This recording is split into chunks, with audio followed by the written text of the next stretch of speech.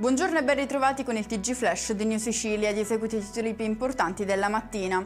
Maxi truffa sui bonus edilizi a Siracusa, l'indagine ha portato alla scoperta di un'evasione fiscale di oltre 6 milioni di euro e al sequestro preventivo di circa 2 milioni, frutto di presunti reati di autoriciclaggio.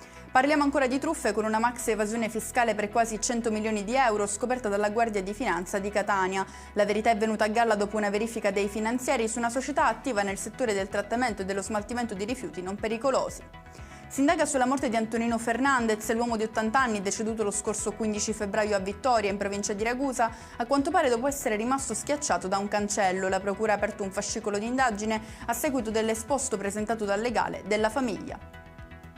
Trovarsi al posto giusto nel momento giusto è quello che è successo ad Angela Isaac, la donna che lo scorso 19 ottobre in una via etnea allagata per il maltempo ha messo in salvo un uomo trascinato via dalla corrente. Arriva il riconoscimento per la barista nigeriana, ora premiata al Quirinale per l'eroico gesto.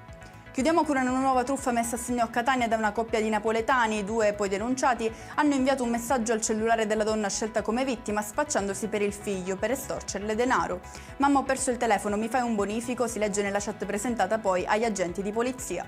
E con questo è tutto, prossimo appuntamento più tardi alle 19:30. Grazie per averci seguito, buon proseguimento di giornata.